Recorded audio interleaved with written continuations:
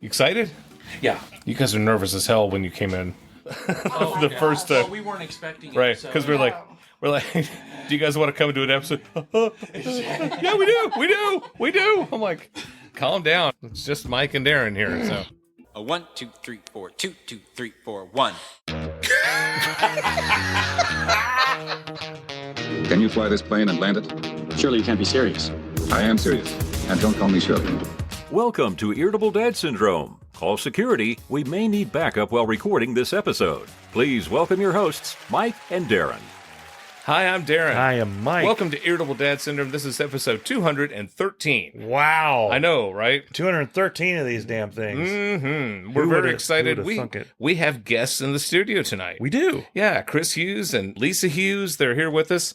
Chris and Lisa are patrons of the show. And if you go back, and I don't remember what episode it was, Chris and Lisa made Irritable Dad Syndrome history. They were the first couple to propose marriage on our podcast. Yes. And they said, we love you guys so much. We want to make your podcast part of our story. And I'm like, that's the dumbest thing I've ever heard, but sure.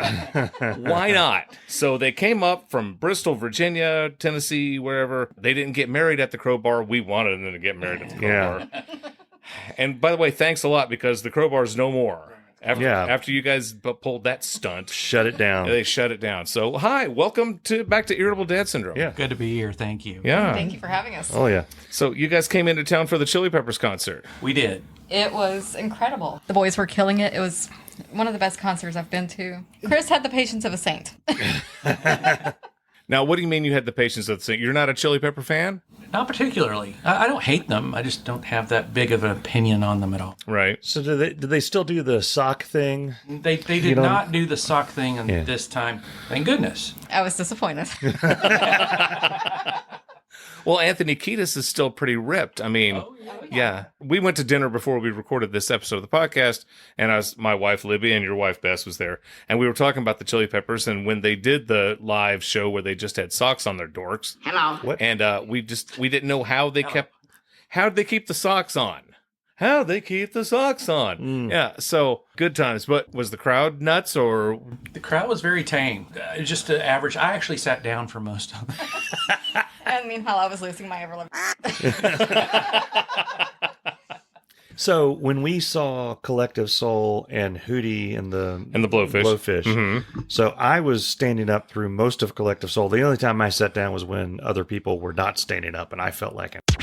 Right. But after a while, I'm like, you know what? I'm just standing up.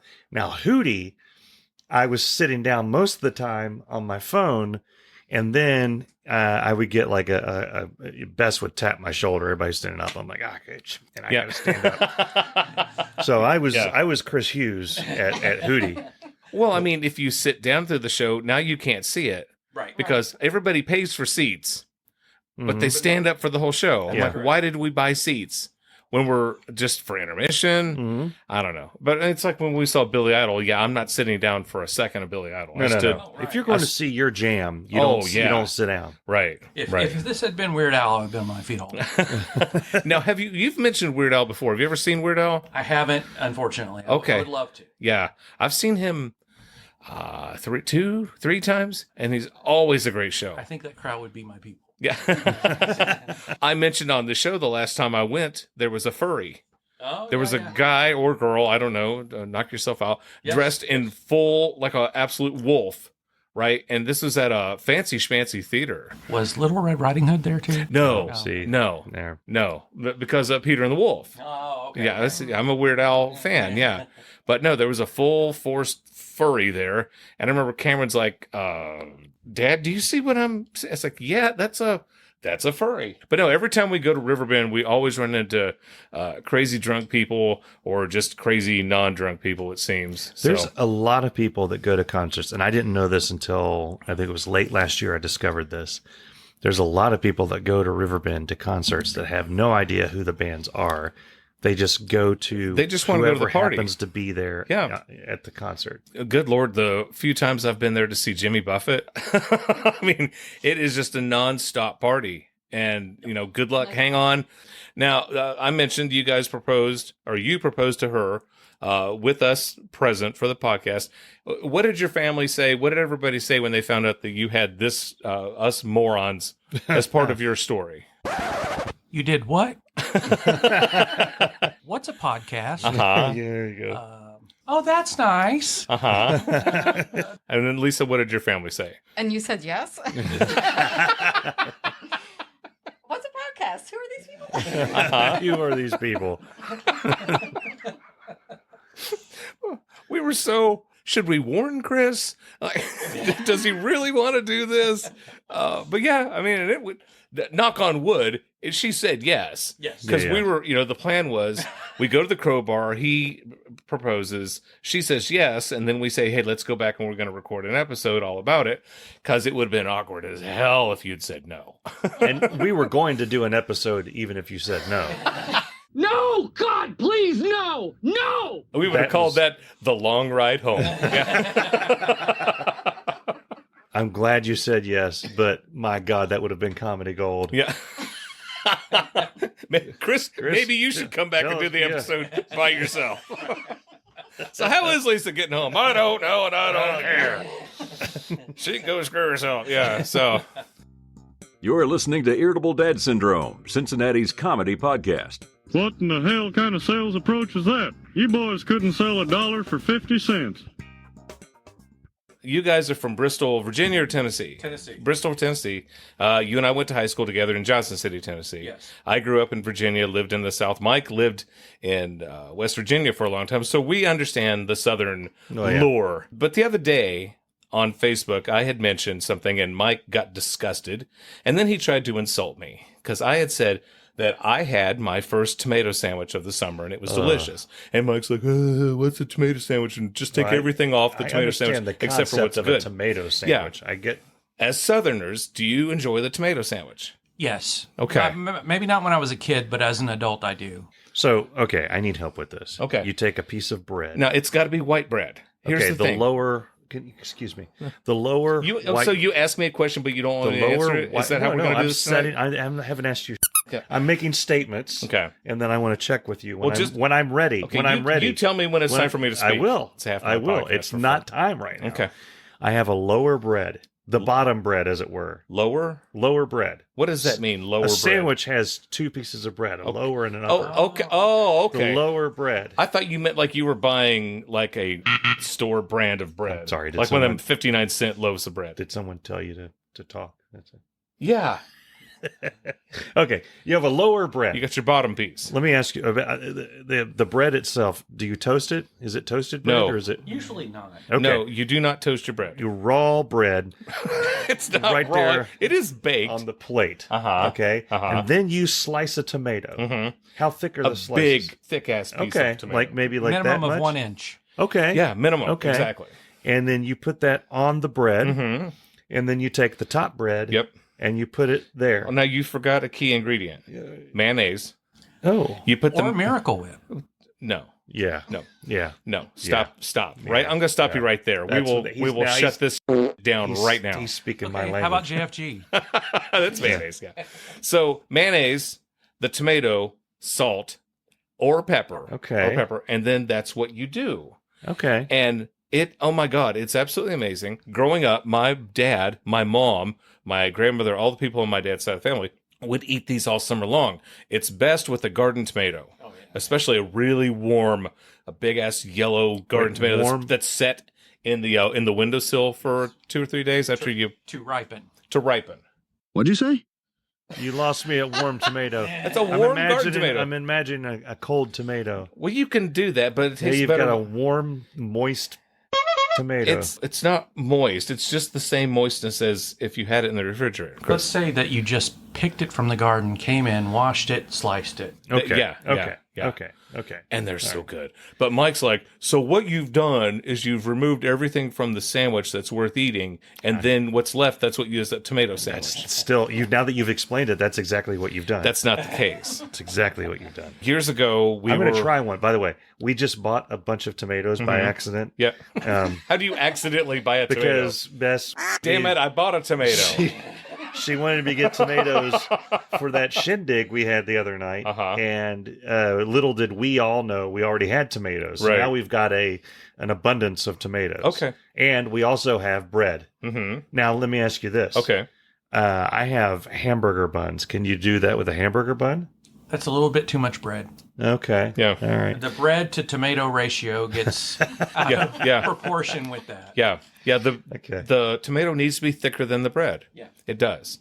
And sometimes Well, people what if I just excuse me. Yeah. Sometimes people will make with 2 or 3 slices of tomato, but then that slops out. Well, that's only if you got a small tomato. Yeah. Hear me out. Okay. Hear me out. Okay. Can you take the tomato itself, and it's got the little leafy thing at the top? Yeah, you cut that out. Okay, cut that off, Yeah. and then cut the bottom of it off, so you have like that much of the tomato. Oh, you do that. Yeah. And then walk with me down this lane. Okay. Get a tortilla. No. A tortilla. No. And wrap it. Now you got a no. tomato wrap. No, you're not doing it with That a is tortilla. Mexican tomato sandwich, I think. No, you don't do that with a tortilla. Okay. Tortilla. Now, listen, it's preferred that you use white bread. Okay. But now, if you're in the South and you try making a tomato sandwich on a piece of wheat bread, they will scoff at you. You will be kicked out of their house. I was making a tomato sandwich one time and I put a piece of cheese on it. My sister-in-law almost kicked me out of her house for doing that. So, tomato, mayonnaise, salt, white bread. So tomato sandwich. Tortilla chips Okay. are made out of tortillas, right? Sure. Okay. And salsa made has out- tomatoes Yes. mostly in it. Right. Tomato wrap. Okay. It's right there. Yeah, okay. Yeah, you can do that if you want. Do all sorts of things with tomatoes. Yes. Oh, You look. can put tomatoes on your eggs. That doesn't make it a tomato sandwich. Okay. Little Debbie snacks cakes. Now, Snack cakes. no, we're not going there. Okay. That would be a side item. That would be dessert. So there's a limit, is what you're saying. What I'm saying is it's tomato, mayonnaise, salt, white bread, and that's your sandwich. Now, being from the South, what are your thoughts on sweet tea? This is a tough one because I've had to back off it. And so now I no longer drink it. Matter of fact, since I quit drinking the sweet tea, I quit tea pretty much altogether. Well, yeah, you have to. Special occasion. There's no sense in drinking tea if it's not sweet. Unless it's hot. Just or drink herbal. drink or lick a tree bark or something. Yeah. Tea by itself is nasty unless it's sweet tea. Where Chris and I grew up, there was a place called Poor Richard's, and they had the greatest sweet tea. Maxine's sweet all-day sweet tea, free refills, the best sweet tea in the world. And Poor Richard's shut down. Point of order, the Red Pig barbecue restaurant now serves Poor Richard's sandwiches. Are you serious? Yes. Okay. At least that's what I heard on the grapevine. Yeah. Sounds like a Cold War message. Like you just launched a nuclear attack somewhere in the world. As I say, Mark isn't selling anymore, but if you meet him behind Denny's, he'll hook you up. Yeah. So you can go to the Red Pig and get Poor Richard's sandwiches at the Red Pig. Correct. Good to know. This portion of our show is brought to you by Crackle. I'm just kidding. Nobody watches Crackle. I'll throw it back to you guys in the studio. We went on a family trip to where my mom and dad grew up. My mom grew up in Welch, and my dad grew up in Colwood, which Colwood is famous because of October Sky, Rocket Boys. That movie was about that. And I told the kids, when we went to our trip in the West, I told them, we're going to be leaving from Denver, and we're just going to keep driving until it's clearly not safe to be driving anymore. Like, you will not see civilization anymore. And it starts to get weird and dangerous. Like, where's Dad taking us? This doesn't seem like... Mommy, I'm scared. It's not advisable to do what we did. And I said, we're doing the West Virginia version of that. We're going to go to Huntington, then to Charleston, and then we're just going to keep going until it starts to get one of those situations like we need to turn around immediately. And that's what but as we got down there, we saw fewer and fewer people. The roads got narrower and narrower. Right. And it started to be like, if you want to go see this part of the town, you go down this road. Like, where's the road? I just see air. Yeah. And coming back the other way, we saw, there was in fact a road that was coming up, but you can't see it when you're going off of it. You just have to know, that's where we go down that road. Sounds like from Beckley to Bluefield. That's where we were. We were in Beckley. Yeah, we were past Beckley on into Welch. Yeah, Welch is probably about an hour and a half further south into it. We once took a train from Chattanooga. No, Michigan City, Indiana to Chicago. And you talk about, like, we passed Gary, Indiana, and other towns that looked just like Gary, Indiana. I'm like, this is, it's like we'd never been on a train before. And the kids are like, we get to ride a train and we get to see the country. And Yeah. Concrete jungle. It was not what we were expecting at all. It's time for a classic clip from Irritable Dad Syndrome. You're talking about Big Lots. It reminded me of a story, and I don't know if I've told it, and if I did, I'll tell it again. Mm-hmm. But when my mother-in-law was alive, we went to visit her one time. Okay. And she was cooking, and she had lost her can opener. Okay. And so she's trying to open this can of green beans with a knife. She's trying to stab it from the top. Oh, my God. And I'm like, Mom, stop, Mom, stop, Mom. You're going to cut your thumb off. Yeah. And she's like, well, I'm just trying to open these green beans. I was like, Mom, stop. Yeah. And I said, okay. So I went across the street from her little apartment, and there was a place called Fred's. Okay. So I go into Fred's. Yeah. And I'm walking around, and I can't find. It's got 8 aisles, so you'd think you'd be able to find anything easily. Finally, this woman came up and says, "Sir, can I help you?" And I said, "Yeah, I'm looking for a can opener." Yeah. And she says, "Well, what kind do you need?" And I'm like, "What?" The one that opens cans. And I said, "What do you mean?" And she says, "Do you need an electric one or a handheld one?" I said, "I just need a handheld one, like the Indians used." Oh. And she says, "Oh boy, Indians didn't use can openers." And I said, "Well, how did they open their cans?" Oh, and the look she gave me, she was not amused. She was not amused. No, more confused than amused. Not upset. Yeah, but still, yeah, I was not. You were on the wrong side of her tracks at that point. She was not in the mood for me that night. No. For even more fun, go to irritabledadsyndrome.com. Chris, you promised me that you have an interesting story that you wanted to share on the podcast. So Mike, do you allow your time? Yeah. Okay. So does Chris, the gentleman from Ohio, do you yield your time, Mike? Yield my time. Okay. So you used to work for the Google. I worked for a company for a little while as an environmental services manager in a hospital. My boss was a facilities manager, engineering, and we didn't get along. So I quit, and my boss, who was a district manager, said, "Hey, Chris, man, I know you're in a bad situation. Is there something we can do to keep you on?" And I was like, I've heard lore that there is a position called a per diem manager. I want to do that. Oh, that sounds interesting. Like, I don't even know what per diem means. I'll get to it. Okay. And I was like, I want to do that. And he's like, you got it. So what this type of position was, it's a 1099 employee, and you work as you're needed. And you get paid per day. Okay. Per diem. Carpe diem. Okay. Seize the day. Oh. Yeah, see? There you go. Learn something.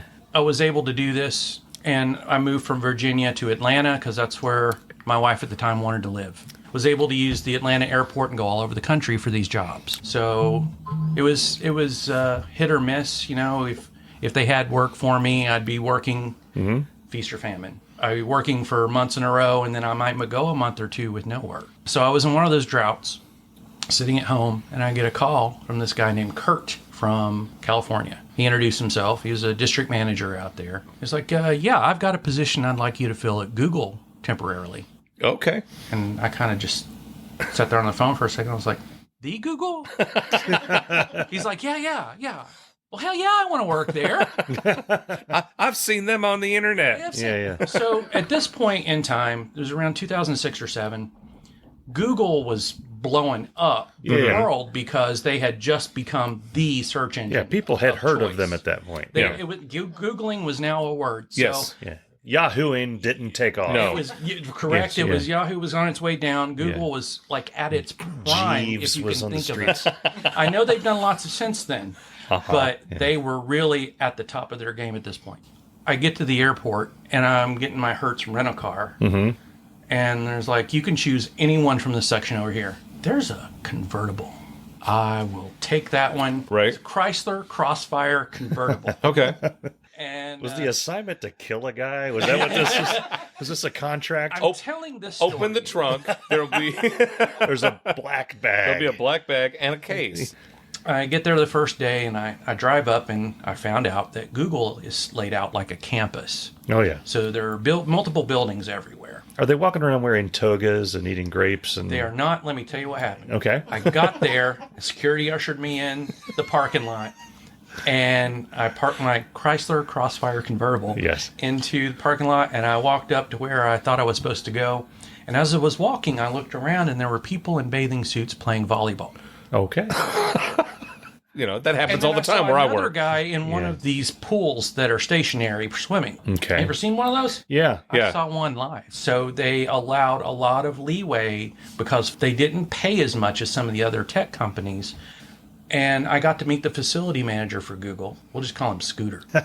Got along with that guy great. And so the day's coming to an end, and I pulled Kurt back to one of these little huddle rooms. I was like, hey, Kurt, what is it we do here? Because this company, they do housekeeping, they do engineering, they do all kinds of different things for facilities management. But I didn't know what I was supposed to be doing here. What is it that we do Usually here? they would tell you that before you get in your Chrysler. Thank you. And so we've done all these things, and I'm like, I don't know what to do.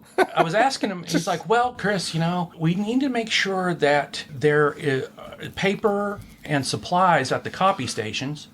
And make sure there's plenty of paper clips. Those are important. You need paper Make clips. sure that the conference rooms are set up properly for the meetings. I'm like, okay. Yeah. That's pretty much it. That was it. I was like, what? Wait, are you kidding me? He's like, no, that's pretty much, that's all you need to worry about. He said, I brought you here because you're familiar with this company's payroll, and you'll know how to make sure everybody gets paid correctly. I'm like, okay. The way Google worked at that time is that instead of having plumbing company and an electrical company and all these different things, instead of having them subcontracted out into the ether, they brought a manager for each one of those companies in. So there was this big space like a call center. And in each cubicle, we had a plumber, we had an electrician, and everything for a building that you could possibly have.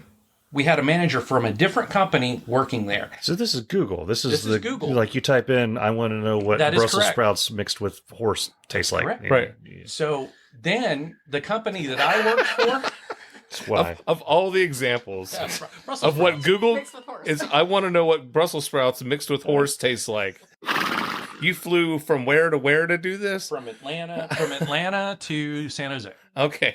And they couldn't have found anybody else to do that. So time was of an essence. I'm not doubting your skills. No. And It's not even me. It's like, we got to get Chris Hughes up here. Only Chris Hughes can do this. I'm just glad that they called me and not one of the other schmucks out there that did my job. Well, it just reminds me, before Google was the thing that it was, before everybody says, go ahead and Google that. Yes. Before it turned into a verb, I used to work at a TV station in downtown Cincinnati, and whoever set up the computer in the office where all the production assistants were programmed it to where when you fired it up, Wahoo comes up.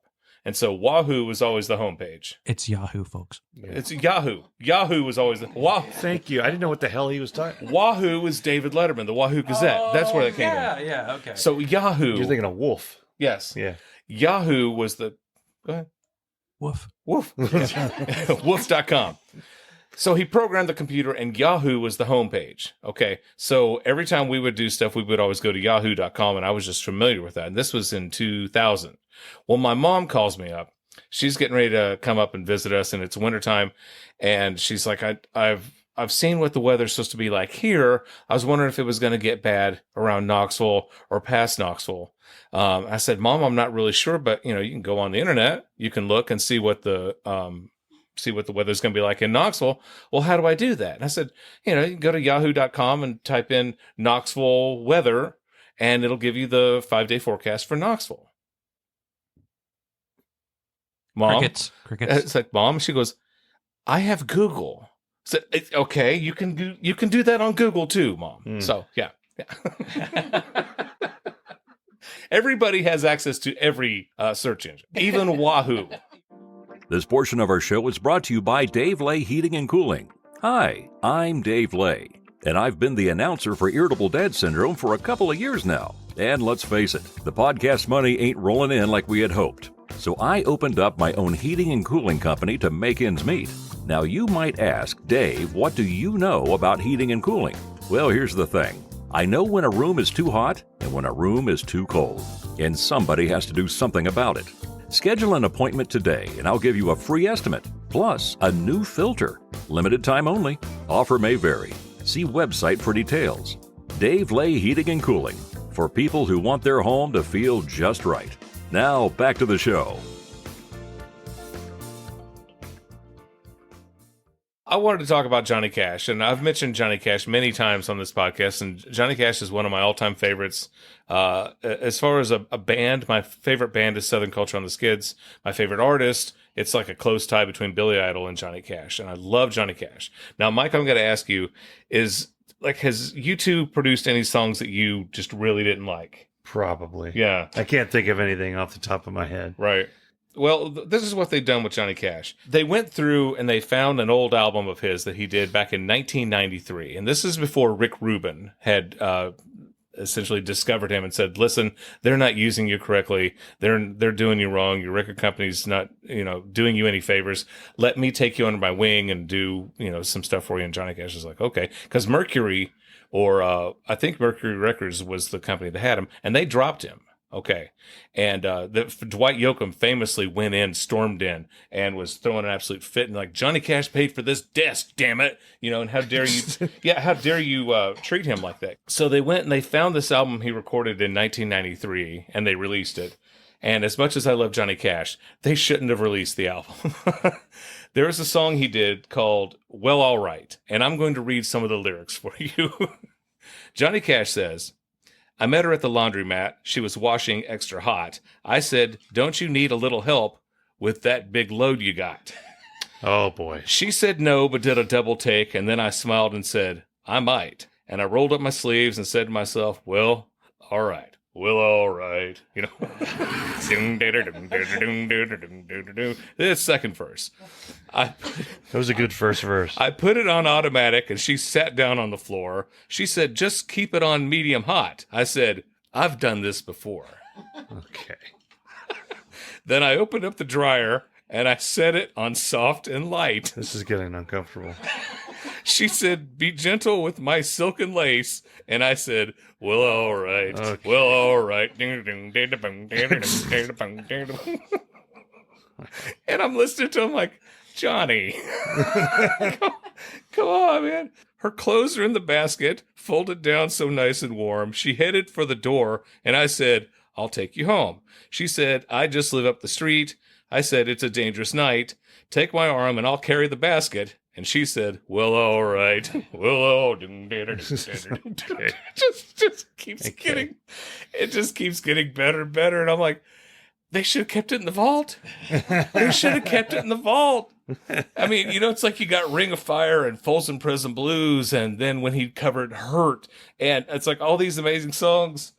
And now he's got the laundromat song. And every time I go to the laundromat, I'm going to think of Johnny Cash. Well, all right.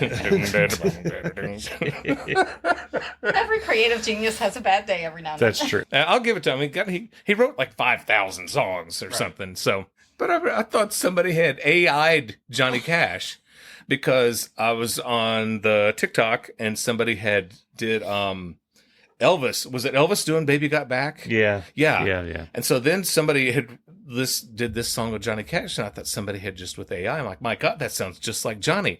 No, that's Johnny Cash singing about, making sure that you put fabric softener in on the spin cycle. I did see a story where they have brought Randy Travis's story back, or a voice back through AI. He had a stroke and he can't sing anymore. Right. But they did one song that worked. Yeah. And he approved. So. Well, Paul McCartney approved what they did with the Beatles. Okay, so back in the mid 90s or late 90s, ABC did a documentary on the Beatles, a 3-part series. And then they released Free as a Bird, which was a song that John Lennon had recorded. And then Yoko Ono gave that to Paul and George and Ringo, and they finished it. So they did Free as a Bird, and then they did Real Love. Okay, and then they thought, there's one more song we could do. And they had proposed doing it then, and George just says that's rubbish, and we have to do a lot, and they didn't have the tools to do it at the time. Yeah. And then, flash forward 20 some years later, when Peter Jackson did the Beatles documentary, which was on Disney Plus, which is incredible, absolutely incredible. Ron Howard? No. Ron Howard did do a Beatles documentary, but Peter Jackson did another one. And so Ringo takes the ring and tosses it into the fire. Into the ring of fire. See what you did. So and Peter Paul Jackson McCartney says, "Well, all right." well, loop-de-loo, it's like, I'm in the laundromat, okay, so, and she's just over there, and the spin cycle's going, so woo-de-woo.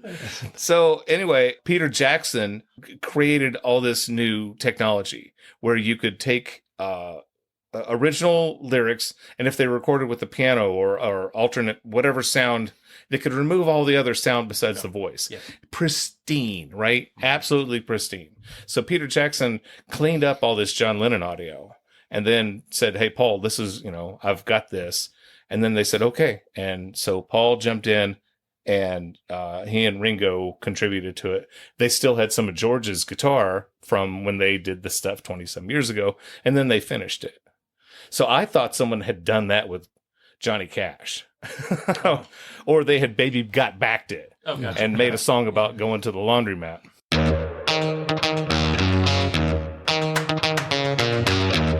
I want to talk about Will. Oh, okay. Yeah. Can we talk about Will? Sure. Absolutely we can. Okay, so the history of the Loch Ness Monster, especially on this podcast. Okay. Yeah. It stood above it looking down with these big red eyes. Oh, it's so scary. And I yelled, I said, what do you want from us, monster? The Loch Ness Monster? the Loch Ness Monster. So, last week, we had talked about, I let Cameron watch the episode Succubus. Okay, he's 16, had never seen it, and I had mentioned that I forgot that they talked about over and over and over and over again. Boy, that was uncomfortable. But we're watching that, and Cameron loved it, especially when Chef's parents were on there. So he finally got to see it. The day before, David Attenborough, the guy who does all the nature films, he had posted something on TikTok. He's still alive? Yeah. David Attenborough, Yeah, that's what he sounded like in the 80s. Yeah. Just in Jurassic Park, right? No, that's Richard Attenborough. Yeah. I don't know if they're related. So anyway, he had posted a thing on TikTok that for years people have been wrong because they thought that these mysterious monsters in the water that had like testicles, tentacle like, right? Okay. Tentacles that came out of the water. Their testicles were coming out. Oh, Lord. Damn right I was angry. So they thought their tentacles were coming out of the water, and they thought that's what that they were, that they were these monsters or whatever. It turns out it was a whale. David Attenborough said that whales will get close to the water, and they'll just let it fly and pop up and get some air, so to speak. And so I guess for all these years, people who thought they were seeing the Loch Ness Monster, they must have been seeing a whale. Getting some sun on his... Exactly. Okay. Yeah. Well, how about that? How about that? That's not a very satisfying end to the Loch Ness Monster mystery. No. And the monster bent down and said, I need about $3.50. But I got nothing else. Okay. Yeah. Got nothing else. I'm glad we mined that one out of the rundown. Reminds me of a story of my daughter. Yeah? Okay. Oh, God. She was 4. This is our last She was 4. Speaking of whale, that reminds me of my 4-year-old daughter. We were going for a drive, and she lived with her mom. She was with me for the weekend. And she talked about having to take their dog, Seamus, to get him fixed. Okay. Oh, okay. I thought you were going to say to put him down. Yeah, let's please end the show. And in this particular county, they use whale for that. And out of the mouth of the 4-year-old, she said, they cut his tentacles off. It's like that episode, the movie Better Off Dead, with the French girl who lived next door to Lane Myers. And she says, instead, he uses as a chance to put his testicles all over me. His what? How you say, octopus. testicles. Tentacles. NT. Tentacles. Tentacles. There's a big difference. What's your favorite color of dishwashing liquid? Tell us now on our Facebook page or at irritabledadsyndrome.com.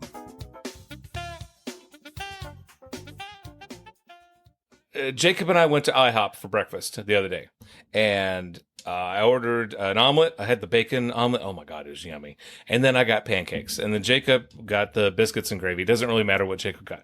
So I'm eating my pancakes, and they bring them to me, and it was put it on a really small plate. And I don't know why you put it on a small plate, because you should put it on a big plate, and you have room to play around with it. You know what I'm saying? That's what she said. So I thought, you know what? I'm going to try this. And I took my knife and my fork, and I cut it into a not a 9-layer grid, but almost a 16-layer grid.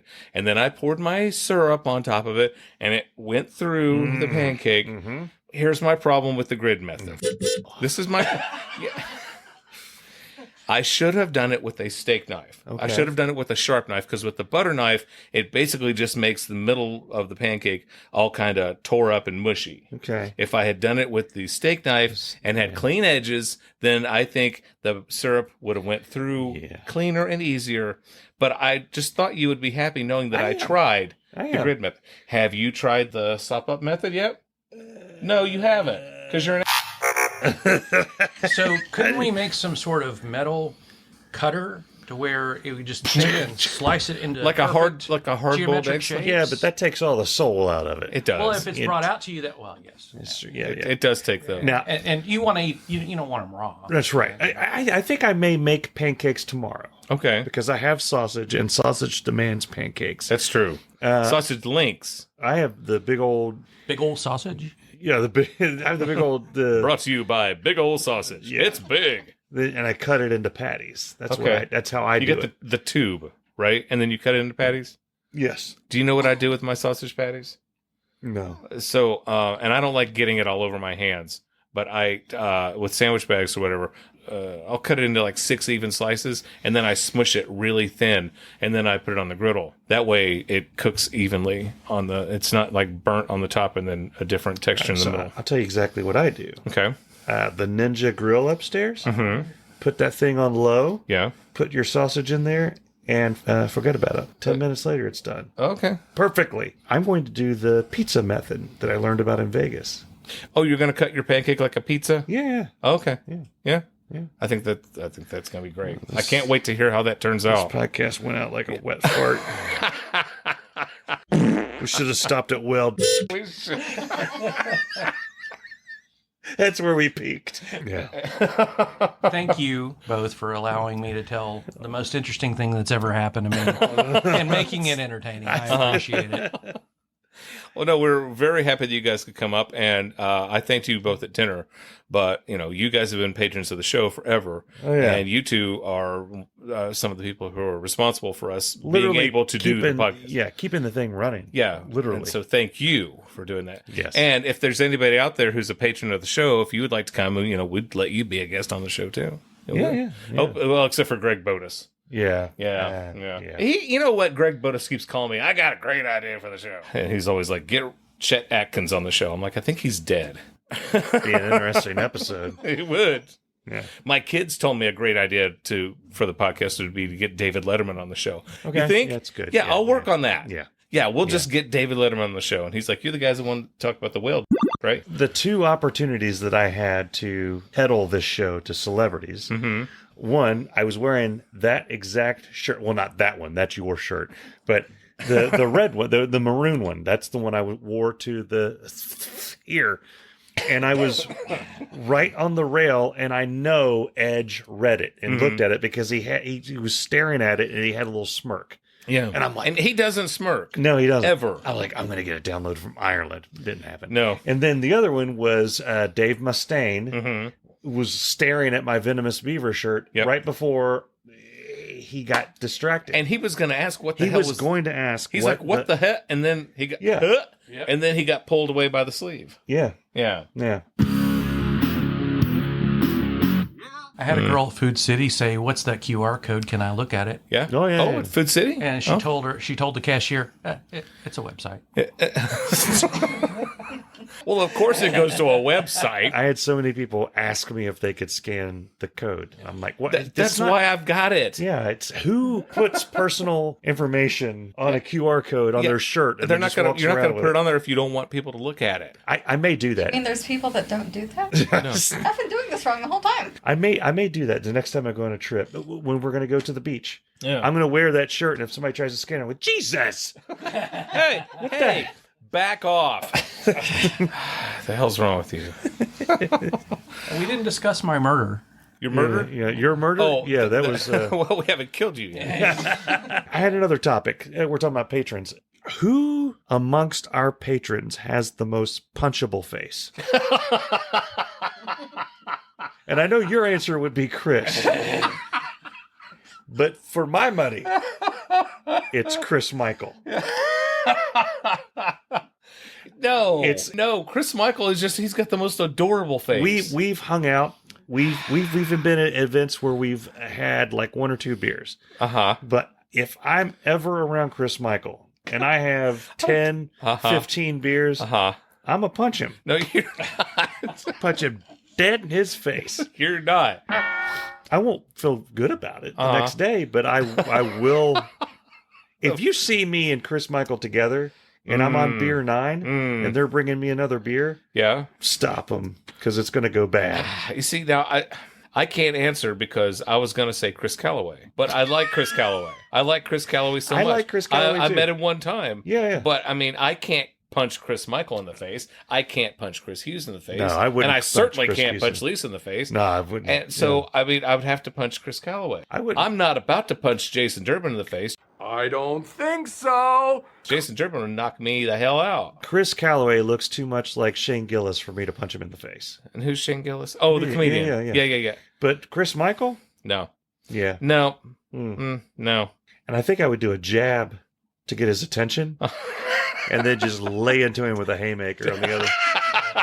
Just the old 1-2. Just knock his ass flat back. And in my mind, he goes back like arms out. Yeah, yep. And he's just laying there. Like on the Incredible Hulk through the back window. Yeah. And then somebody would say, Mike, what did you do? And then I say, you know what I did. And I go home. I like Chris Michael. I like Chris Michael too. He's a great guy. He's a fantastic guy. Yeah. I'm not punching Leslie. No. Or Craig. No. Right? No, I wouldn't punch either one of them. No, I wouldn't, and I'm certainly not going to punch Courtney Linton. Yeah, no. Or Oregon. I wouldn't punch Greg Bodis. No. And I'm not going to punch Ed Jones. No. Retired Papa? No, I wouldn't punch No, him God, either. I wouldn't punch Ed Jones at all. Yeah, let's plan this. Okay. Let's have an event. Okay. And it should probably, for legal reasons, it should be at your house. Steve Farrell. I would punch Steve Farrell right in the... But he's not a patron. No. Let's have a... Which he should be. He's on here every week. Let's have a... Next time Chris and Lisa come up, we'll have a party for patrons only at your house. And it would be them. And get me liquored up and see who I punch. Everybody can make bets. There'd be a leaderboard. It would be a potluck. Yeah. Will you have punch and pie? Yeah. Punching. I get that. Punching pie. People can bet. There can be a what's the over under on Chris Hughes taking one to the chin. Yeah.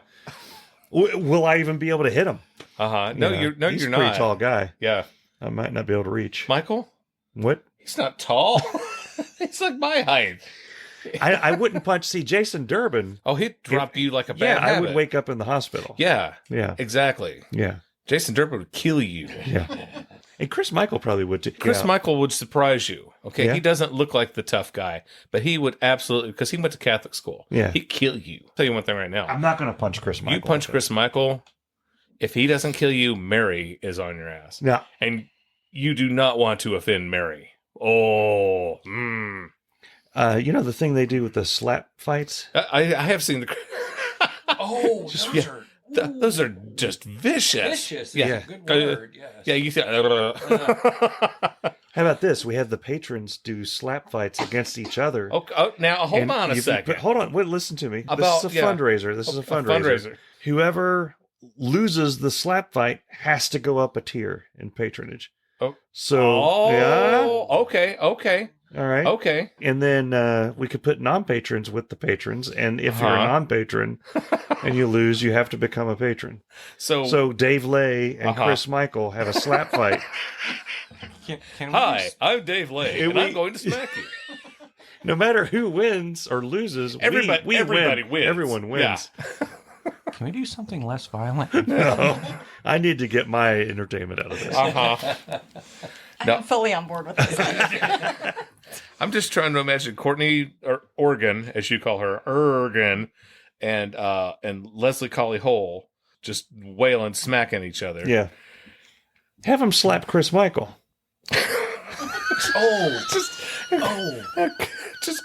I like Chris Michael. Intergender slapping. There you go. Intergender slapping. Just go on up and smack the out of Chris Michael. $5. Like the Duncan machines. Just have him up there with his face. Just slap him. We could have an event. I'm going to have to find someone else to watch my rabbit when I go on vacation because he's supposed to watch the rabbit for me. We could have an event where... euphemism for something? Yeah. No, I wish it was. I haven't had anybody watch the rabbit in a long time. We could have an event where all the patrons have to tie a stake around their waist, like a beef, beef steak. Oh, okay. Not like a wooden, a wooden stake to kill a vampire. And then whoever Booba knocks down, they have to take Chris Michael's place in the slap booth. Why? What did Chris Michael ever do to you? I love Chris Michael. He loves you. He's a great guy. He's a great guy. Yeah. Very punchable face. He does not have a punchable face. I wouldn't do it. Because A, he would hit me back and I would cry. He went to Catholic school, man. He was raised in a rough neighborhood. B, I would feel bad. No, I don't. I see. I doubt you would. I doubt you would. Oh, God. Yeah. And this is the time that we encourage everyone to become a patron of this podcast. Yeah, if you want Mike to talk about your punchable face, sign up now at irritabledadsyndrome.com. Get in quick. The patron games 2024 are just around the corner. The patron games. Yeah. Mike will arrange who gets to slap the out of you. It'll be fun. Yeah. I volunteer as tribute. May the odds be ever in your favor. There you go. Oh, God. Well, guys, Chris, Lisa, we're going to wrap this thing up. Thank you so much for coming in. And for everybody out there, we want you to go to irritabledadsyndrome.com and become a patron. And Mike will talk about how punchable your face is. And buy a T-shirt and listen to every episode we have. A couple times. Yeah, exactly. And we hope to see you next week on Irritable Dad Syndrome. Irritable Dad Syndrome is a Mike Odell, Darren Cox production. I don't know what happened. I don't know. What happened? Hey. See, this sounds like a conversation my dad would have. He says, "Now you're going back to Bristol. Are you taking 40 to? Are you taking 75 to 40 to 21?" This actually is the conversation I had with my dad before we came. How you were getting there? Oh, no, my dad would always tell you, "Now you want to go that way, and you'll save about 10 minutes." I'm like, "Dad, it doesn't matter. 10 minutes. 10 Isn't minutes I'm not in a race. This isn't the Cannonball Run." So, Chris, I understand you have prepared a story for us, and you promised me that this. Chris, I understand you prepared a story for us, and you promised me. I was over here hacking. He got fired in Starbucks? Got fired in the Starbucks parking lot. And the way they fire people in California is you hand them their final check. Yeah. Wow. And that's the end of that part of the story. When do you get to where you killed the guy? Yeah, we're chomping at the bit here. When Irritable Dad Syndrome continues. Yeah. First day there, at the end of the day, throughout the day, people kept coming up to Kurt and saying, "Hey, you taking him to building 50?" all the buildings were numbered. Building 7, building 7. This was building 50. 50. Like, Oh, that's way down the road. Yeah, that's that's like 43 buildings away from 7. Way past. Things exactly what you guys are saying. They're saying similar things. And Scooter was So you works for did Google. have to kill a guy. Oh. The person that I was replacing was the one. This is finally getting interesting. Yeah, So how did you kill Scooter? Wait, no, this didn't happen. Okay. I like you, Scooter. I'll kill you last. It's Brussels sprouts and horse meat. What is wrong with you? So many things. So many things are wrong So with many you. things are wrong with me. Then I opened up the dryer and I set it on soft and light. She said, "Be gentle with my silk and lace," and I said, "Well, all right." Recording stopped.